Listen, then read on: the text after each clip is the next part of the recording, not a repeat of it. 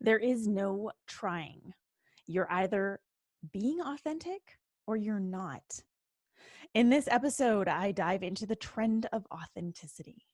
Tune in and learn why your version of authenticity might be false, how your need to feel seen and heard has gifted you with a false identity, the reasons why you're showing up inauthentically, and how to be authentic in a world that makes it so easy to hide. Now, if you have any questions about this episode or you want to share your number one takeaway, text me at 1-781-336-0160. And if you'd rather keep in touch via email, head to rubyfremon.com/subscribe. And finally, whether you're a loyal thought leader or a brand new listener, please take a moment right now to download 3 episodes and drop a rating and review on iTunes and share this podcast with a friend. Now it is time to get real about authenticity.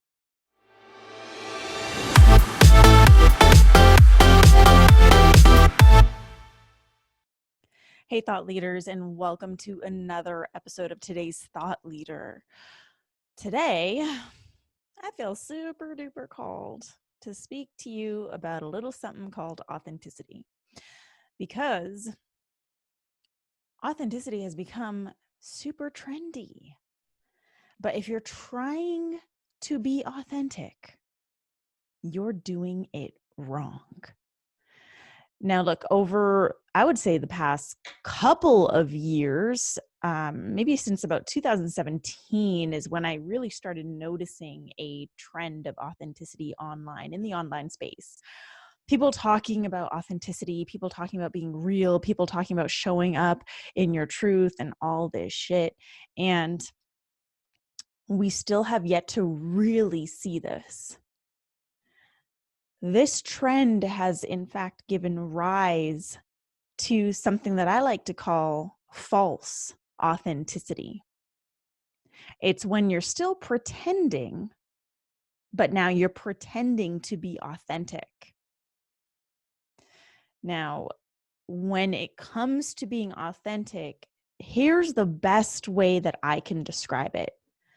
This is who you be when no one else is around. It's what you'd say if you didn't give a shit about who's around you. And I don't mean that in like you're going to be mean or give hateful messages. No, I mean like, what is it that you really want to say? Who is it that you truly are when no one's watching? Authenticity is you being you.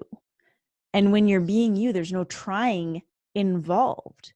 In fact, your entire life up until this moment might be you trying to be something that you're not, trying to be someone that you're not, trying to be perceived as a certain type of leader or coach or facilitator or teacher or guide, whatever it is, trying to control how you're being seen by controlling what you're putting out there.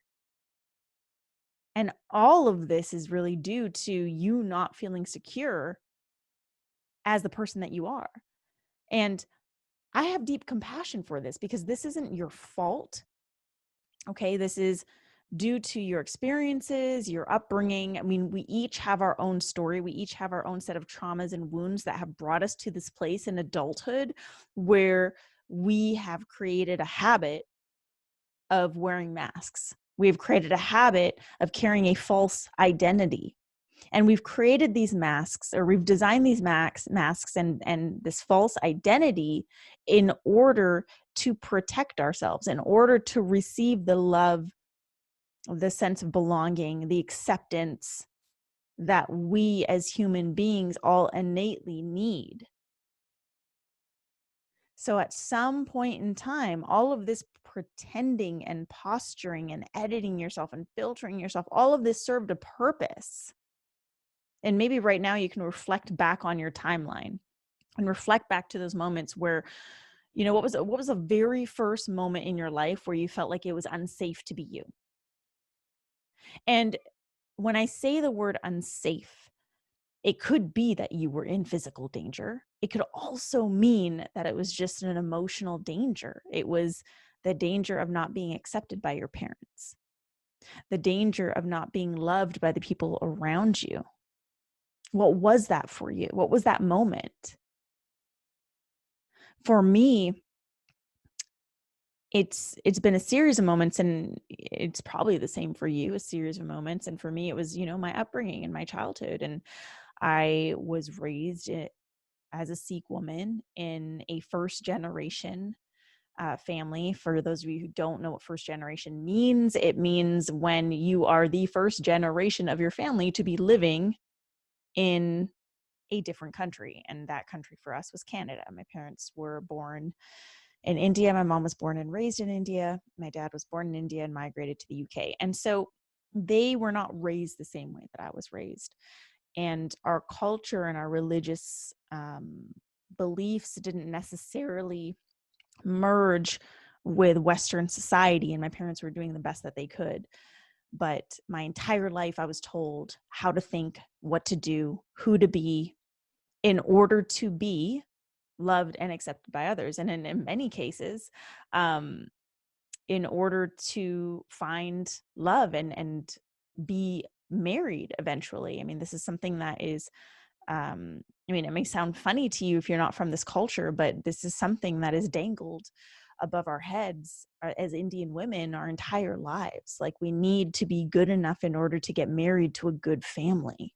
We need to know how to do, how to cook, how to sew, how to be a good wife, how to be a good daughter-in-law, how to do all the right things, how to say all the right things. We need to have certain types of careers because certain types of careers are deemed as acceptable and other types of careers are not. And so my entire life, I was told that I wasn't enough just by being me. I questioned everything. I was curious about everything. It was interesting because in those moments when I would be shunned for saying certain things or speaking my truth, or told that, don't cry, or why are you so emotional? Why are you so moody? Things like that. All those things start to add up. They start to accumulate, and you start to, and they plant different seeds, and these seeds start to grow, and these seeds are your beliefs, your belief system. And for me, it was like, I'm not good enough at just being me. No one cares about what I have to say. If I want to be loved and accepted by others, I have to show up like this. And so I learned at a very young age to control the way that I was being seen, to edit what I was saying, to filter my thoughts and only share what needed to be shared in order to continue being perceived the way that I wanted to be perceived. And you do this too, due to your own story, your own upbringing, your own wounds, your own traumas that have planted all these seeds and all of these beliefs. And so now in adulthood, you're here, you're pursuing your purpose. You really want to show up as a leader for your mission, for the people that you're here to serve. You want to bring your message out to the masses, and yet you're doing so while wearing a mask. How the fuck does that work? Right? You can't pretend to be you. You can't. It doesn't work that way. And with this, the rise of this trend of authenticity and the trend of vulnerability, what I've been witnessing online and what I've seen with my clients is this desperation to be seen as authentic, because if I'm seen as authentic, then I'm going to get more likes, more engagement, more enrollments, more sales. People are going to like me. People are going to love me. People are going to accept me. I mean, does that sound familiar? That's really what's going on behind the scenes. And so I know you've seen this. I'm pretty sure I've talked about this on the podcast before, but have you ever seen those posts on Facebook where it starts off, or on Instagram where it starts off with the line that says, vulnerability alert? Yeah, who the fuck does that? Why do you have to alert people to being vulnerable? Why do you have to alert people to being real? I don't understand this concept at all. It's like we have become a society of pretenders, and our false identities have taken over so much that we now have to alert people as to when we're being real. That's kind of fucked up. And guaranteed 100% of those posts that say vulnerability alert or warning, I'm going to be super real in this post, 100% of those posts come from a place of ego, come from a place of self-serving intentions. And those intentions sound like, well, if I post this, I'm going to get more likes, or I need to validate how I'm feeling, or this is going to get me engagement, or this is going to get me noticed, whatever it is. And you just have to admit to yourself that these are the things that are driving you to show up in these false ways. Because when it comes to authenticity, there is no trying. You know, it's like Yoda said, do or do not. There is no try. Like, there is no trying with authenticity. It's just you being you. And now, at this point in your journey, you may not know who you be. And that's totally understandable because you've been pretending your entire fucking life. And trust me, I've been there. And this journey to uncovering who you are, I want you to listen very carefully to what I'm about to say. This journey to uncovering who you are is a lifelong journey. It's one that you are going to be on until the day you die. That is your internal purpose, is to continue uncovering more of you, to continue getting to know who you be, to continue to let yourself unfold and evolve and gain deeper understanding and insights of who you are at the core of your being. And so when you get to this place in your life where you're like, shit, man, I haven't been authentic. I'm not being me. Like, I'm really fucking tired of pretending. This shit is exhausting. I mean, maybe you're in a love-hate relationship with social media right now because it's fucking exhausting trying to pretend and manipulate and over edit and over filter all your fucking posts. That shit is exhausting. And so now you're at this place where you want to feel the freedom that comes with being you, the freedom that comes with being fully expressed, but you have no idea where to begin. Does that sound familiar? You are exactly where you need to be. And it is not expected that you know who you be right now because you've been pretending your entire fucking life. You've built layers upon layers of masks, creating further detachment and disconnect from who you truly are. So you've created this distinct and wide divide between your truth, your potency, and this falsified identity that you continue to live, breathe, and show up in. You might even be carrying this false identity with you all the time, from the moment you wake up to the moment you lay your head down on your pillow to sleep at night. It might be that ingrained. So if you've reached this point, let's call it the point of enlightenment. If you've reached this point of enlightenment where you're like, you know what, I'm really sick and fucking tired of pretending, of posturing, of editing myself, of filtering. Like, I just want to feel free to be me and I don't know where to begin. Great. You're in the right place. Where you start on this journey is like you would on any journey with another human being, is getting curious about yourself, is getting to know yourself. If something doesn't feel good when you're writing a post, if you're writing a post and you're having to overthink it or overanalyze it, you're not being you.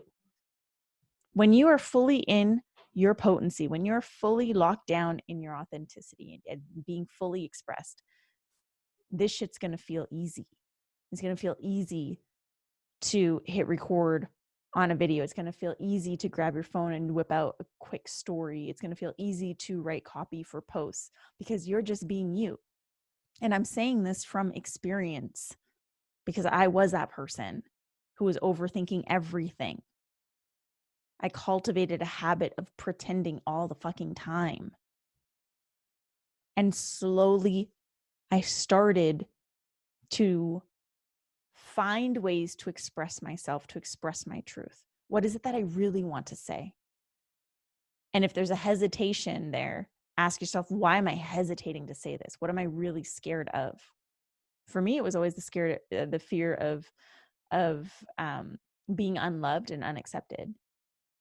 You know, whether it was a fear of judgment or fear of being misunderstood or fear of being seen as an imposter, that all boiled down to the fear of being abandoned, unloved, or unaccepted by people for me.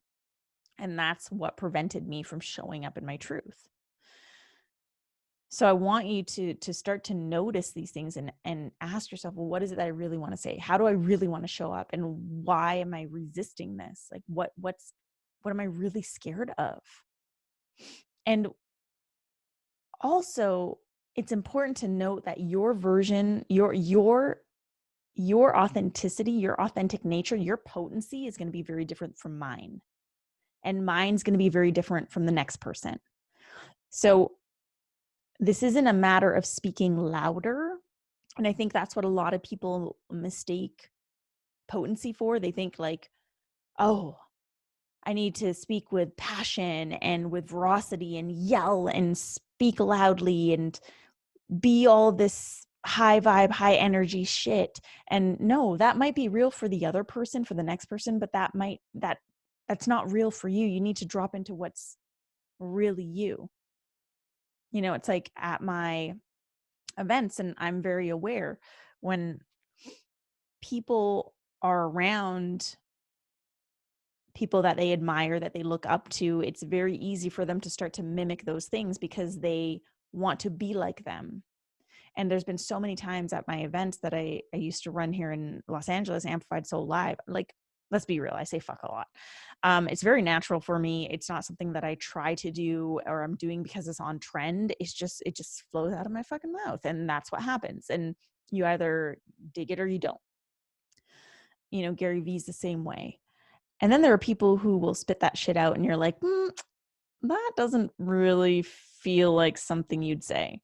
And there were many times at my events where by the end of the event, someone's feeling so charged up, they actually will yell out and cuss or start talking like me or presenting themselves like me. And that's still not their authentic selves. That's still them picking up another facade to wear, to try on, because they still don't feel secure in themselves.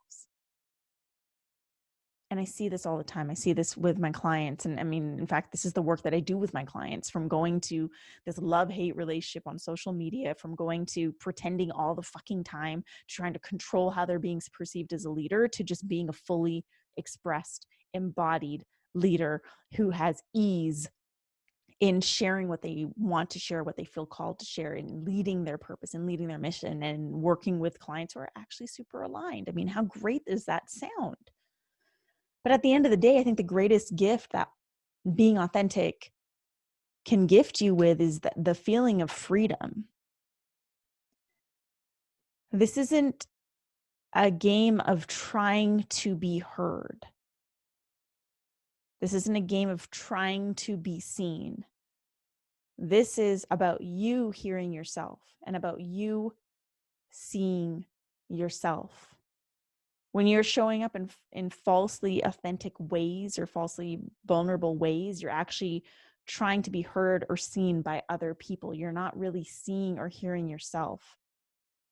And that's what this is about. You need to start seeing and hearing yourself. You need to start acknowledging yourself. You need to start accepting yourself. You need to start facing all aspects of yourself, including your shadows. You need to start looking where you never looked because you've been too scared to look. You need to start looking in the fucking mirror.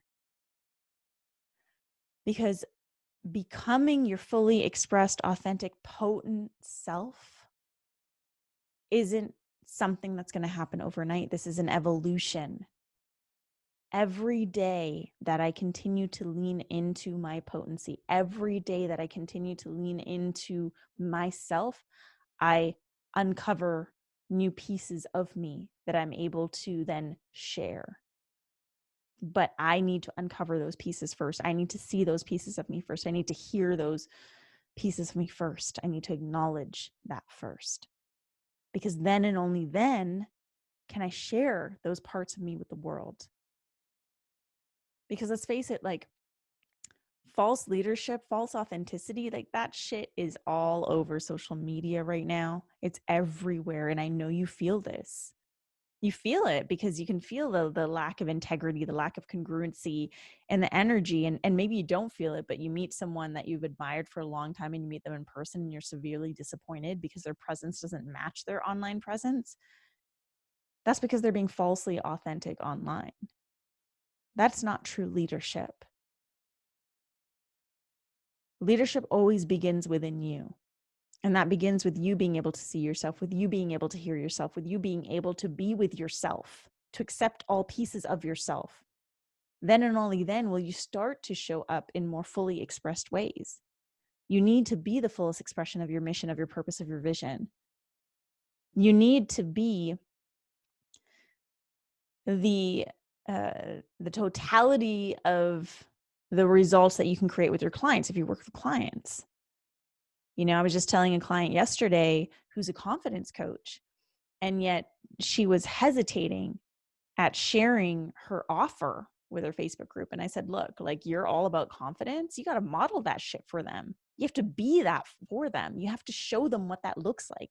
Would you want your clients to hesitate to share their programs and offers and services, the thing that is their very purpose and their gifts? Would you want them to hesitate, or would you want them to speak and share with confidence? And of course, the answer is the latter. And so she needed to start stepping up and sharing from that place of absolute confidence. So these women that she was here to serve could look at her and say, hey, that's what I want. We need to lead by being. And we can only do that when we are being completely authentic, when we are just being who we be. No pretending, no posturing, no filtering, none of that shit. But us really dropping into our potency, our unique potency, whatever that looks like for you. So don't mistake yelling for potency. Stop trying to be seen. Stop trying to be heard. And instead start looking within. Because this false authenticity bullshit isn't going to get you or your mission or your purpose to that place of fulfillment. That vision that you have for yourself, that purpose, that beautiful purpose that you have, the people that you're here to serve, they need to see the real you. And you need to be the real you in order to lead that vision, that purpose, that mission. And that starts with you really seeing yourself. So if you're trying to be authentic, you are doing it wrong. There is no trying when it comes to authenticity. There's only being. Thank you so much for joining me for another episode of Today's Thought Leader, where I'm challenging you to rise up, speak up, and create a movement. Do me a favor, okay? If you love this podcast, please take a moment right now. Even if you've done this before, do it again. Download a few episodes, let's say 3. Download 3 episodes and then drop a rating and review on iTunes. And then share this with a friend. Support me in getting the message out to more people, because authentic leadership is needed now more than ever. And then if you have a question about this episode, or you want to share your number one takeaway, you can do so in the following ways. You can reach out to me on social media. Instagram is my fave place to hang out, or Twitter at I am Ruby. Or you can shoot me a text message. This is super fun. All you got to do is text me 1-781-336-0160. The first text message you're going to get from me is automated. It's just going to be asking you to fill out a contact form. That way, when I text you, I'll know who I'm texting. So do that. And then make sure you check back on Monday for a new episode of Today's Thought Leader, featuring a leader who inspires me to no end, the one and only Dove Barron.